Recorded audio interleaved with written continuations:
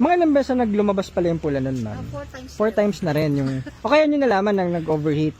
Doon lang ako nag-basis Oo. Kasi Ah, nag-overheat na kasi naka-red na. O yun na nga yun, ma'am. Parang 4 times na sa pinaka... Kapag nag-umilaw kasi yun. Tuwing lumalabas yun, 4 times na rin yan na. Okay na yan. Nagagawa. So parang 4 times nag-repeat, oo. Hindi talaga na... Kapag kasi umilaw yun, ano na yun, above 120 degrees na yun. Kumbaga pinakamainit na yun. Kaya pinapatay niya yung Pero aircon. once na nag-appear siya, ayoko magka-problema. Pinapatay Pinapalamig niya. ko muna, pinapatay ko yung aircon. Tapos para maiuwi ko na walang aircon na lang. Actually tama naman yun. Siyempre, ano nyo kasi nga mainit na. Pero nga kung 4 times na siya nang umabot, yun nga, mabait pa rin yung EcoSport nyo.